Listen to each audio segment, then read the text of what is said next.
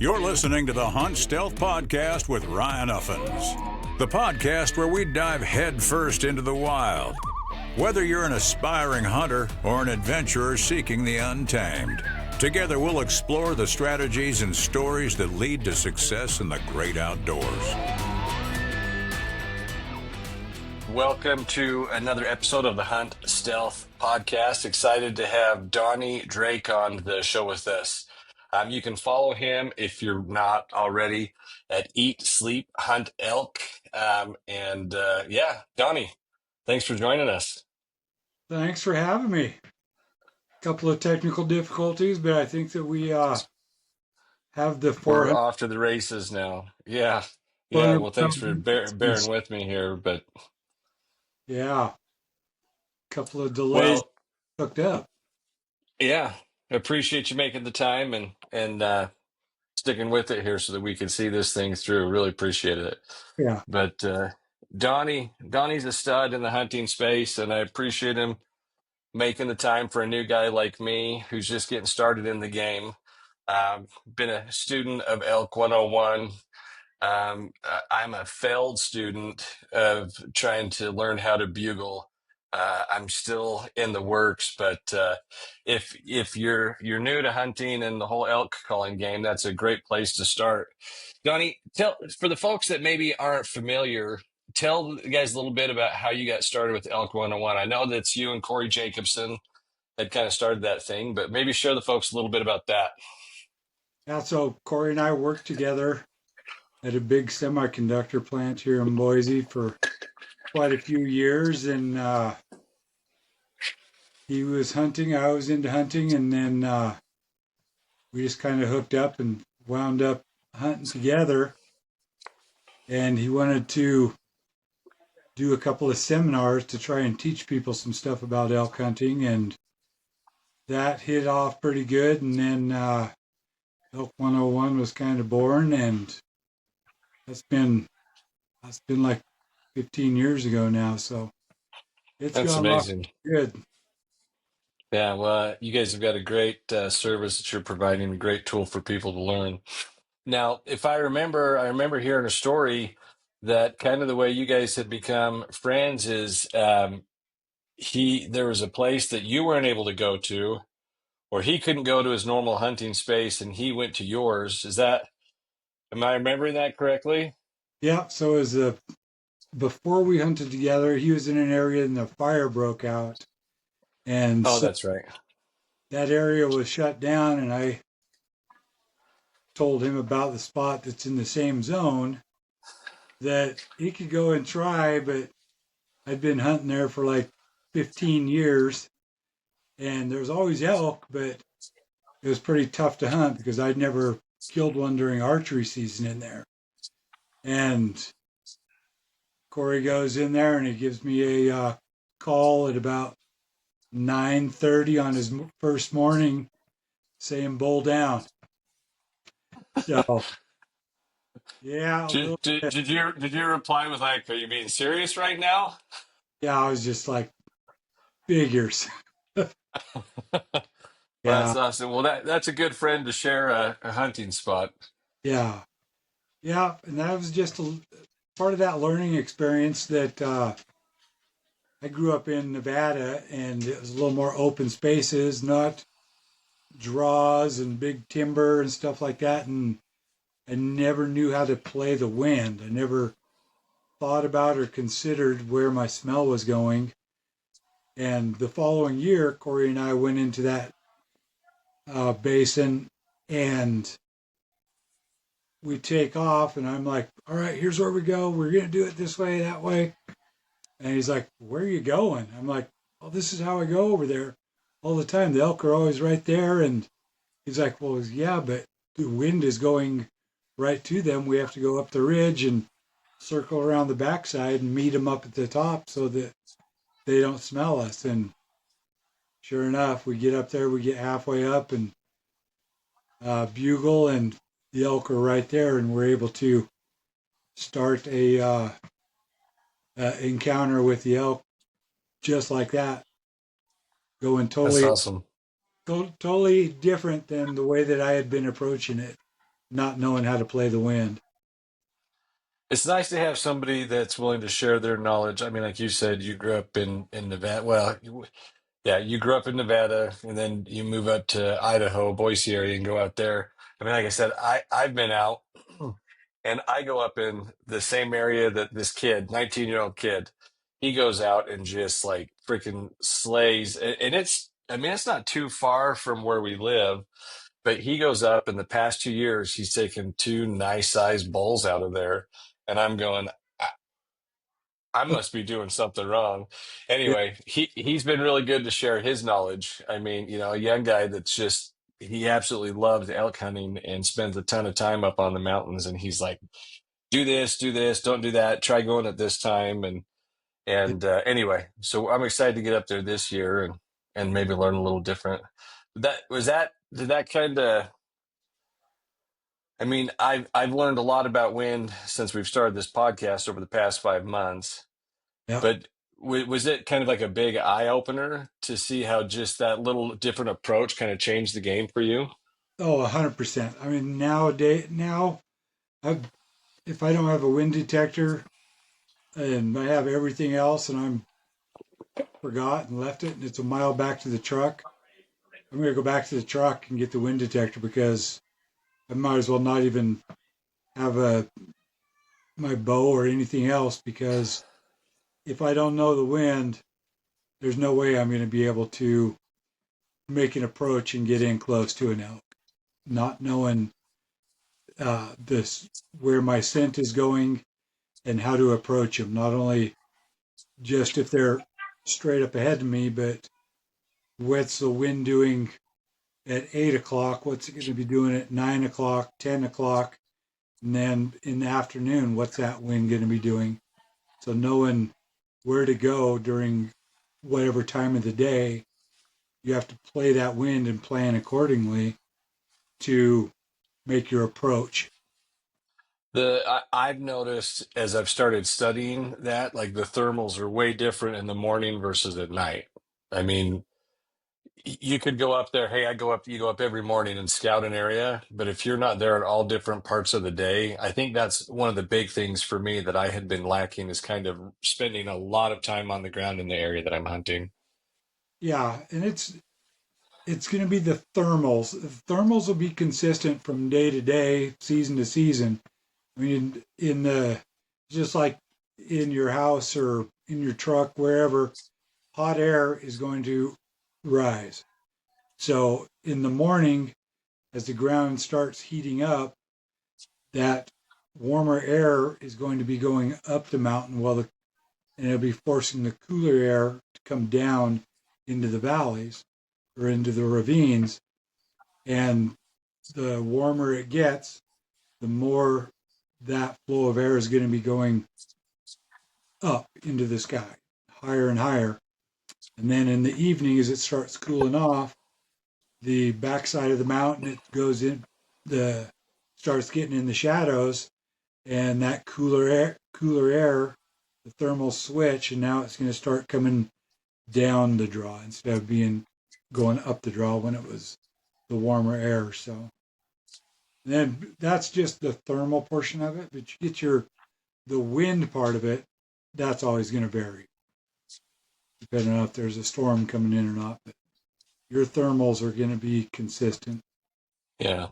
Well, and I think for me, like I said, I think it's important to just get out there and kind of learn what's going on because the areas that you are, will it change? Yes, but you'll kind of be able to figure out if, I mean, a lot of guys like me are kind of like weekend warriors, right? You don't have the luxury of going out and doing a whole bunch of spotting and trying to figure out exactly where you are. But the more you can do that, I just feel the more comfortable you get and the better you can kind of adapt as the winds and especially if nothing else, the thermals, because you can put yourself in a bad position with the thermals to where you ruin it for everybody else that's up there on the mountain too. Yeah.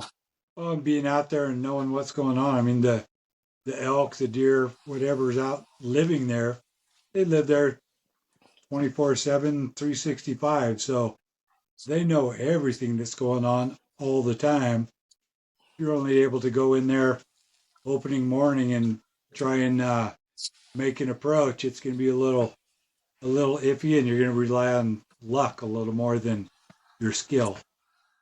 Is there anything for folks that don't get a whole bunch of time to spend on the mountain? Is there anything they could do to try and learn, or like as far as research, any place that you would direct them, or just suggestions you would have?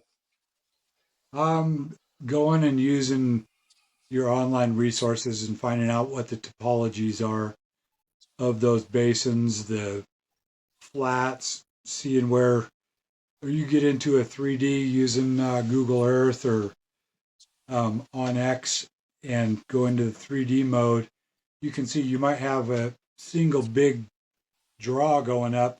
You'll have little side fingers that are going up that could be potential escape routes, or there may be a little hidden bench there that you can't see that they will go up and uh, have that as a escape safe area for them.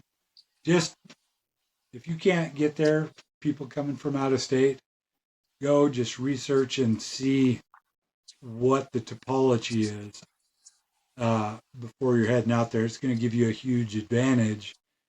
And over going in there and waking up and it gets daylight and you're going, wow, this is 10 times steeper than I thought, or this is flat and there's no trees. I didn't realize that.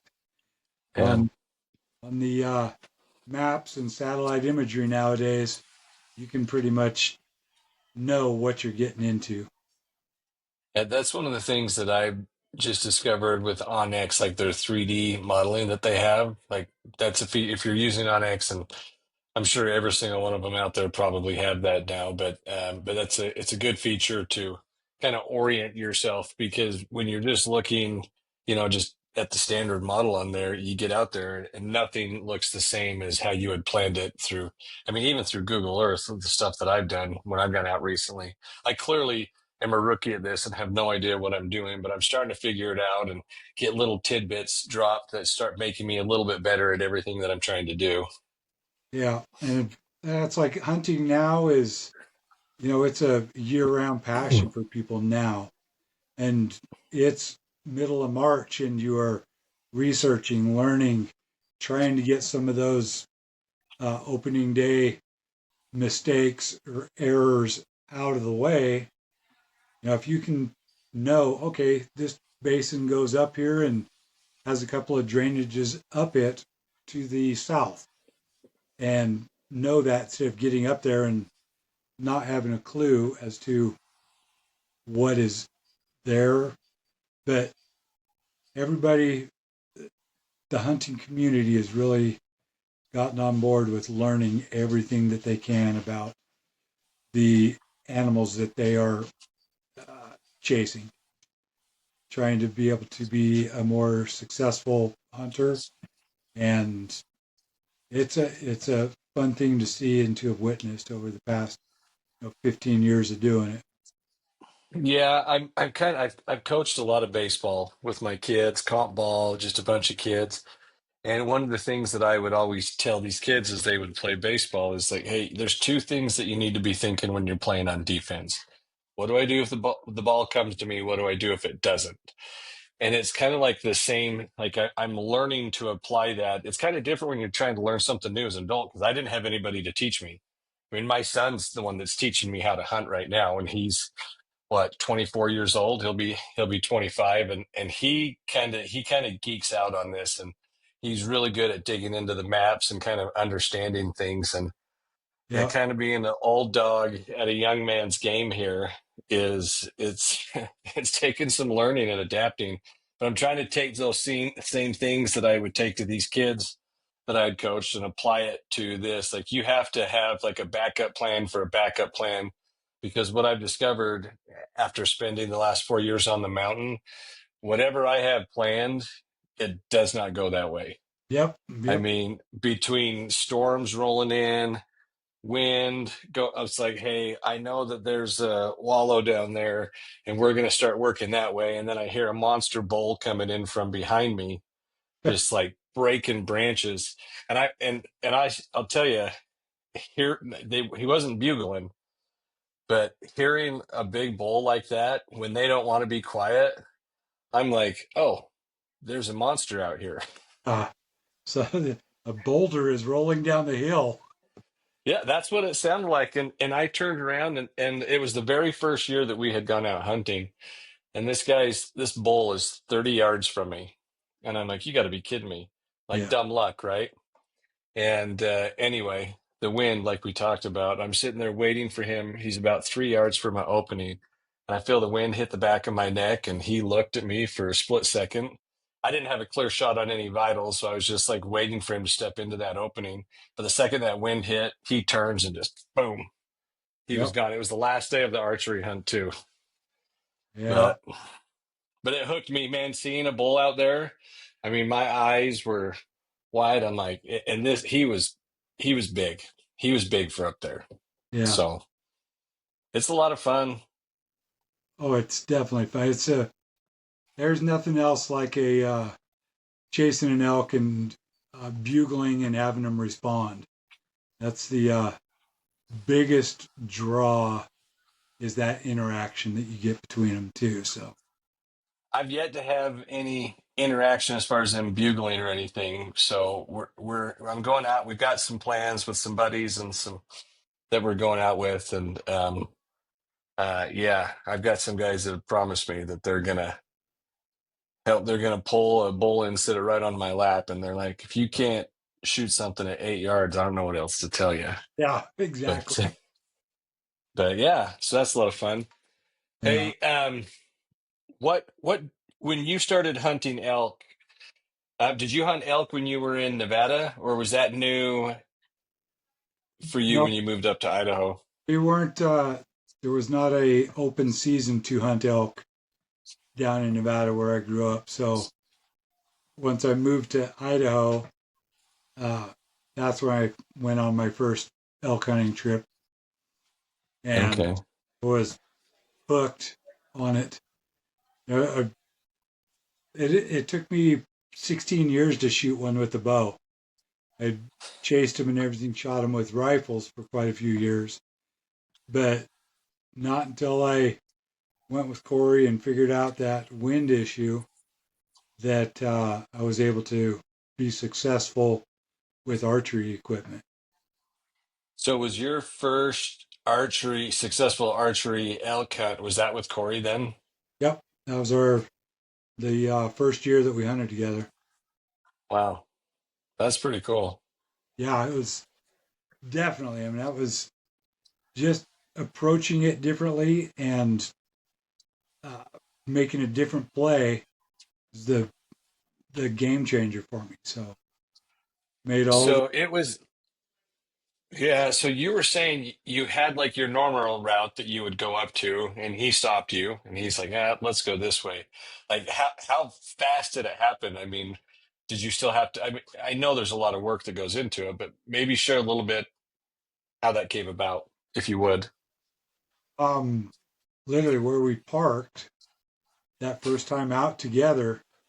We get 40 yards from the truck, and I'm wanting to go up the draw at the bottom by the creek and just kind of wander along off the edge of the creek where I could hear.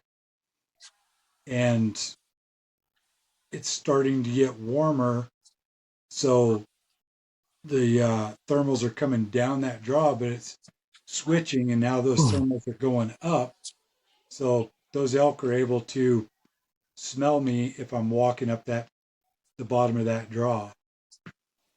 And 40 yards in, Corey's like, let's go over here and we'll climb up the ridge instead. And that kind of made it work totally different. That way, they were up at the same level as us. We were able to come up, go across, and be on the same level as them to make a play on them instead of just pushing them out of the country. It's nice to have somebody who knows a little bit about what they're doing and to get you out there and share some of their wisdom with you. Yeah, well, learning from others, learning from mistakes that you'd made in the past. That's what, like the University of Elk Hunting, it's not that we everything in the University of Elk Hunting is a collective of everything that we've experienced over all of those years elk hunting, not so much the proper way to do this or the proper way to do that, but all of the things that we've learned not to do has led us to have a greater success by knowing what not to do, not so much as what to do. Right. No, that makes sense. As I'd mentioned, as I kind of look back over what I've been doing through the years, it's the same thing. I'm like, okay, well, I shouldn't do that, shouldn't do that, shouldn't do that. And you just start to kind of add the things that you learn on. And like I said, just from talking with people, it's amazing what you'll learn. Yeah. And people are really good about sharing their knowledge. And I think in this industry or in this sport, people want to see other people be successful. Um, they just don't want to share their spots with you. Yep. Yep. Exactly. No, but that's a good trade-off. I mean, because just that knowledge is a huge part. Yeah. Um, hey, one of the things that maybe just shifting gears, and I had mentioned with you, I was just curious because, we've gotten caught in a storm up on the hill before. And I thought I'm like, this is going to be it. This is how I go. Have you had any instances when you've been out hunting where you thought maybe this could be how it ends? I've had we've had a couple of hairy situations, and I don't know, all of our time together, it seems like I'm extremely inviting on being accident prone or just having dumb luck happen for one reason or another. But when if you haven't watched our Alaska trip, go and watch our film. It's called Alaska. It's on YouTube. Hmm. Uh, there was that trip. We shot an elk on the first night. It was successful. We were a long ways from camp, and we were dropped off by float planes and in some heavy brown bear country on an island. And the rain came in, and it was just a downpour for um, 5 days. And the day after we shot the bull, we made it back to camp, took a nap, and then I wasn't feeling very good. I had fallen for one and kind of tweaked my knee, but I just had some really bad stomach and back pains. And I had had COVID a couple of weeks prior to the trip, but I was not feeling good whatsoever. So, Corey, it's a requirement that you pack 100% of the meat out on those kind of hunts up in Alaska. And so, It was quite a way. It was quite a ways away from camp, if I remember correctly. yeah, I was right at 7 miles from camp. So, and that's a lot of elevation change in between. Yeah, yeah. Uh, That's I was going to say it's not just a flat 7 miles. oh no, It was. I mean, it's up and down. Yeah, yeah. but the weather was extremely bad. I wound up saying I'm not going to be able to make it. Him and cameraman John went over and started doing the working their way over there to pack it back down to the lake where the plane would pick us up. And over the next 3-4 days, I progressively got worse in the pains that I was having, and I wasn't sure. I thought I was going to be done there on the mountain. I kind of made a little peace with myself mentally, stuck in a tent, not being able to hear a single thing because it was raining so hard for 3 to 4 days. And And you were alone at that point when they were going back to try and get that bull. yeah, so I was just in my tent. I didn't get out of my tent. I was just laying there inside of the tent, miserable. So I was pretty concerned on that one, whether I was going to be able to make it out of there. At one point, I was like, in reach message my wife and said, "I think this is it. I love you. Goodbye." And Wow. about 2.5, 3 hours. When I sent that, I'd been peeing blood for like 3 hours or so. About 2 to 3 hours later, I wound up passing 3 kidney stones. So that You were was the passing kidney stones on the mountain? that was the issue that I was having. And Um, Kidney stone, for if anybody, I've passed kidney stones 6 times in my life. I, uh, that like, I'm actually getting like anxiety thinking about being on the side of a mountain passing kidney stones. yeah, Because that is absolutely miserable. Holy cow. So that's what it was. yeah, that's what it was. Oh, When I got back, we made it out of there, and I got back. yeah. Went to the urologist here in town, and I had pretty bad infection on uh, both tracks. So he's like, "You passed at least two on the one side and one on the other side," and it was a huge relief after I had passed them, to say the least. Oh yeah. Yeah, that's like I had never thought about having those kidney stones on the side of a mountain. And not just the side of a mountain, on an island on a mountain in the middle of nowhere in Alaska. Yeah, Yeah, that was, I mean, it has been a while. When I very first got into hunting, I think that was one of the first hunting videos that I had watched with you guys. gotcha. Um, how long ago was that? 2021. Okay, yeah. So yeah, right about the time that I was getting started, because I felt like it was a new film that you guys had released. But I remember that, and that was a bad storm too. You guys were soaked. I Yeah, it mean, I, rained. I remember that was, I think it rained 11 inches of rain in those 5 days that we were there. It was a constant downpour the entire time. So, wow. yeah, How did your wife respond to that when you sent that text like a "goodbye, little, I love you"? he was a little panicky. I got a couple of messages from some cousins of mine that are down in Utah saying, "Where are you at? We'll get on a plane and we will come and pack you off the mountain." But Yeah. luckily, it was 5 hours later. I was able to text her and let her know that I was feeling much better and everything was going to be okay. But at that point, I literally just had like a calm. I was at peace. I was in the highlight pinnacle hunting elk on an Alaska island. And I'm like, all right, this is where it's going to happen. And Corey's going to have a hard time packing me off of here. Oh man. And that was, you guys were steep too.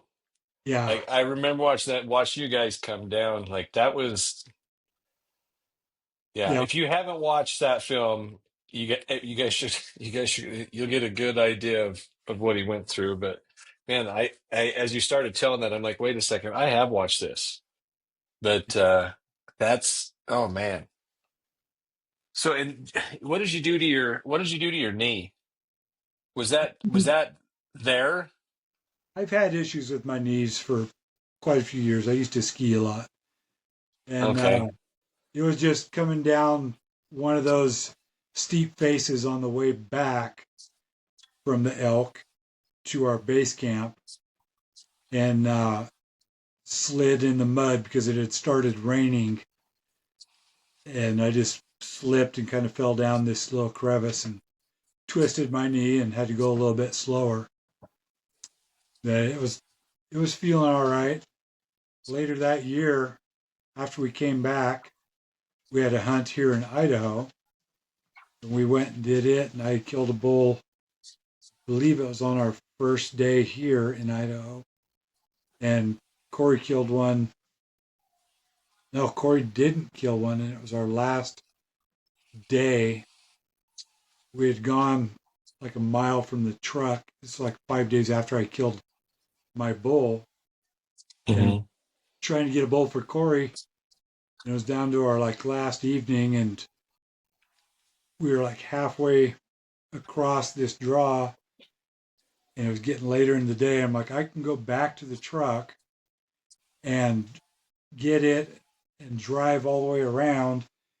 You and John keep going and see if you can't get into anything instead of having to waste time going all the way back to the truck.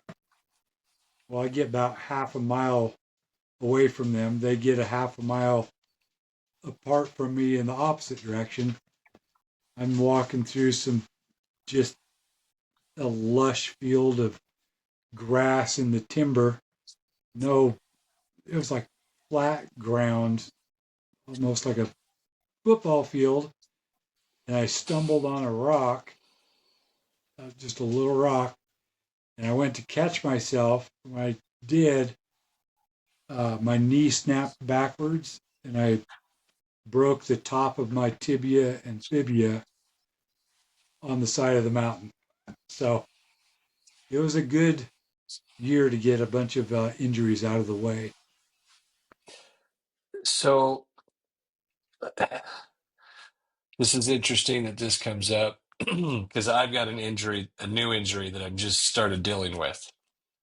And I'm curious, like, how did you, how do you mentally deal with not being able to do the things you're used to doing and like preparing for hunting? Um, you just have to try and be as physically fit as you can and somewhat know your limitations. I mean, we had done all kinds of stuff, and this was just a stepped on a rock the wrong way and wound up stepping and literally breaking my leg. And it was just, That's but that made me rehabbing that. I was supposed to have knee surgery on both my knees, and by doing all my rehab, like full bore and going above and beyond doing it, it literally improved both of my knees to a point where I can put out the knee surgery for a couple more years. Like, really, just literally, if going to the gym and doing stair steppers and working out and everything is great, you have to get out and do some actual walking, running. If you're in Texas in flat ground, go run on on the side of a road where you have some gravel, where you have some mm, brush to, you know, dodge and maneuver around to get yourself a little bit of agility. Just yeah, do some uh, hikes with a weighted pack to simulate what you're going to be doing in the field. Um, if you're thinking of not doing anything and then getting out and try and go in full bore on day one, you're definitely hindering and limiting the experience that you're going to have, and your chance of success is greatly going to be diminished because you yourself aren't 100% to be able to chase them. And if it's a passion, you're going to want to do it anyway. yeah. I've gone through like a pretty substantial like physical transformation in my like endurance, just my overall strength since I started this. Because I went up there, like I said, I mean, I guess it's almost been 5 years ago now. And I got up on the side of the mountain and I was just sucking wind. And I'm like, this is absolutely miserable. And then, like, I was talking with Casey Harbitson, with Black Flag and one of the founders of Mountain Ops over there. And he had told me the same thing. He's like, throw a 40-pound salt pack in your backpack, go up the mountain where I live. He's like, go up the zigzag trail And when you come down, if it starts getting too rough on your knee, start dumping some of the salt out. And that made a huge difference in my ability. But the thing that I'm dealing with now, stupid, I went on vacation with my wife, and I don't know why at my age I decided I should try a flow rider for the first time. But it was the very first day, and I'm sitting there, surfing, and they're like, "Oh, you're getting it." And I'm like, "Yeah, well, I get up the hill a little bit, and then the board starts to go sideways." And they told me, like, "Don't put your arms out. That's how guys break their arms." They're like, "Just tuck and roll." So like I tucked into it, and all my weight, feet above my head, came down, grade 2 shoulder separation. And it's been about 3 weeks since that has happened. And I went out with my son this weekend. I'm like, "Hey, like I want to go out and try and shoot." Yeah. And I went to pull my bow back, and it felt like I got about a quarter of the way back on it, and I'm like, "I can't do this right now." Yeah. And I thought it was fine because I'm like, I'm going to give it. They're like, give it 10 days before you try doing anything. But so now I've got to take my boy over to the boys over at Wild Arrow and have him take the poundage down. But I'm still probably another month before I can even start pulling back on that thing now. And it's driving me insane. Yeah. Yeah. I can 100% guarantee you that that's going to be a mental block. But you pick up just a regular recurve, and instead of having to draw a compound where you have to go on do that breakover, just at least with a smaller recurve, you can just be able to pull it back and still shoot, right? And you're getting Yeah. a little bit of exercise on it, and take it slow. You don't want to injure it and uh, diminish the recovery time that you do have. Yeah. Yeah. I thought that I was just going to be able to, I told myself, "Hey, you're fine." Yeah, I'm like, and I'm like, so I go down, wanting to show my boy how tough his old man is. And he saw like the pain in my face, and he's like, "Dad, stop." He's like, "Put it down." He's like, "Just put it away. Like, don't even try." So I just sat down there with him while he was shooting. But yeah, that's one of the, like, I've torn my rotator cuff 3 times. And this is, I can function okay with it, but I don't you don't realize how much is in that shoulder when you're drawing it back. And of course I have to be pulling heavy weight on it too, which now I'm going, I mean, I can drop 10 pounds easy on it, just, but even at that, I don't know that I could pull it back right now, even with just 10 pounds less poundage on it. yeah, as you're still talking 55 pounds, and it's a once you're at the peak of that draw cycle, it's all that weight right there at once. So Yeah. yeah, yeah, it's going to be a rehab. Hit it hard and do what they're Come saying. back stronger, right? Exactly. Yeah.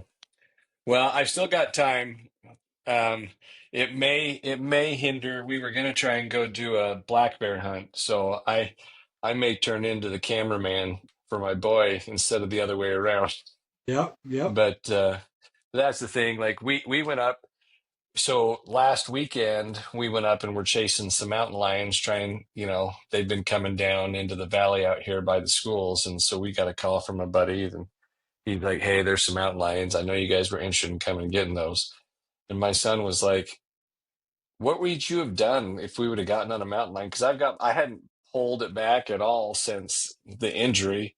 And I'm like, "Well, apparently I wasn't going to do anything."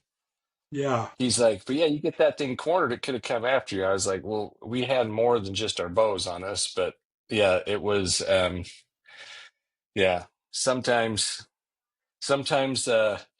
my body thinks it's younger than it is anymore. Oh yeah. Um, Yeah. Our minds are definitely a little more apt to do stuff than our bodies are at my age, anyway. Well, I know. And, I'm like, "Oh, I'll take it easy." And my wife's like, "You're not that old." And I'm like, "Yeah, but I don't want to do stuff that's going to get me hurt." I mean, So the last three hunting seasons, torn hamstring from softball, blew out my plantar fascia tendon playing softball, tore my other hamstring playing softball. And I'm like, this is the first year I'm not going to have any injuries. So we go on vacation and I slip and fall like a fool. But and I don't know. It's yeah, Donnie, getting older is the pits, but like you said, to your point, if you're going out there on the mountain, take the time to train. I guess now's a good time to make sure that the legs are in tip-top shape and everything else is functioning, and just take the time to rehab. May as well do both shoulders while I'm at it, get them both good and strong. And Yep. anyway, Yeah, well, definitely. Uh, so how long was your recovery when you broke your leg? How long did that put you down? it was a 12 weeks. So I was in a cast for 12 weeks. Wow. But I didn't have to have it a hard cast. The bones were still lined up, so they Yeah. just kind of pulled on it, set it, and then put me in a soft cast. I had to keep on for 8 weeks, and then at 12 weeks I could start my rehab. So that was the end of December, and all throughout that year, I was just doing everything I could on knee exercises, knee Mm. over toes exercises, walking upstairs backwards. I think that was the single best exercise that I did to strengthen my knees. Uh, it's just works them in a different way that you're not typically working them, but it really improved my side to side mobility walking on side hills just by Mm. literally going up a flight of stairs, just going up them backwards. And Yeah, sounds I've crazy. heard You do it, you train no. flight, your legs are going to hurt. Oh yeah. Well, I even had incorporated. I remember watching the knees over toes guys, and they just get on a treadmill and don't turn it on and just walk backwards. And so you're pushing it. Like you try and do that for 2 minutes. I remember the first time I tried doing that. That was not easy, and that wasn't going upstairs. That Yeah, was just pushing the treadmill backwards. But I have noticed since, I mean, it's not much, but 3 times a week when I do my legs, I hop on that treadmill and just push it backwards for 2 minutes.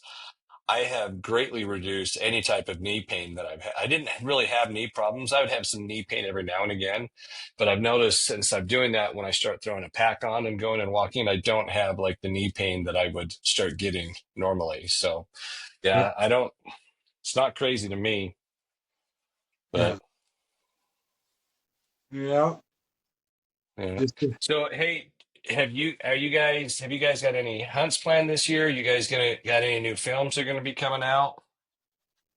we'll record everything. We're still waiting on seeing what draws come out for this year, so we won't know exactly what we're doing until the uh, the release of tags is a little anticipation, trying to figure out Yeah, what you yeah, draw, what you don't draw, and then you make your plans from there. So we'll yeah. go Have hunt, you go, and we have a couple of out of state hunts that we applied for. that's exciting. Do you hunt? Have you done any predator hunting before? I haven't hunted cougars, but hunted bears quite a bit.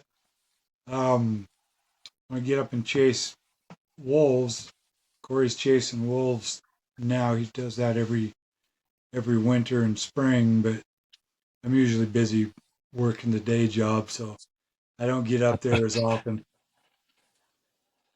Yeah. Where do you go for when you do your bear hunts? Are you staying in Idaho or are you going someplace else? Just here in Idaho, there's quite a few bears, Okay. black bears up here. Yeah, Yeah, we're looking at going up. We were going to go up to Nez Perce National Forest, and um, try and chase them. I hear there's some big black bears up there. There are a little tough to find them, but when you do, there's some good bears. Yeah. Hmm. But I got Well, my wife and I both drew some kind of special turkey tags, so that opens up here in a month or so. So we'll chase the turkeys. that's good. Well, Donnie, hey, I really appreciate your time as we wrap up. Is there any words of wisdom you'd like to share with folks that are new to hunting that maybe could just give them a little bit more success or help them find enjoyment while they're out hunting? It'll be a shameless plug for the University of Elk Hunting. If Plug you're away. if you're just getting into it, or you've done it for a while and you haven't been finding success, instead of trying to buy a better pair of boots or a better pair of pants, clothing, bow, all the equipment, invest less than $100 into the University of Elk Hunting that you can get through the outdoor class, and invest in your knowledge of how to do this. Learn from a collection of other people's mistakes that has helped them become successful. And with the outdoor class, you're not only getting the elk hunting, you're getting mule deer, antelope, there's whitetail, there's full modules on all big game animals basically, and a full um, module on how to cook and prepare all of the meat that you're getting out of these big game harvests. So it's definitely worth it, and I think it's less than $100 for the whole collection of everything. But just investing in your Is that knowledge. the outdoor class? Yes, Okay, yeah. So I'll not that it's not that you did a shameless plug, but I'm glad that you brought it up because that's some it's $69 a year is what it looks like it is right now. By the believe way, that there, $99 for the premium and I think that you can get the premium at a discount price. You can either use Elk Talk as a code, or a lot of times it's Randy or Corey or Elk 101. There'll be one of those will work as a discount code on getting that the outdoor class subscription. Okay. Well, perfect. Well, hey, I appreciate that. Johnny, really appreciate your time. Again, go over if you're not already, give them a follow at Eat Sleep Elk Hunt or Eat Sleep Hunt Elk on Instagram. The website is elk101.com. We'll put all the links in the bio. But Donnie, appreciate your time. Everyone stay safe and God bless. For having me.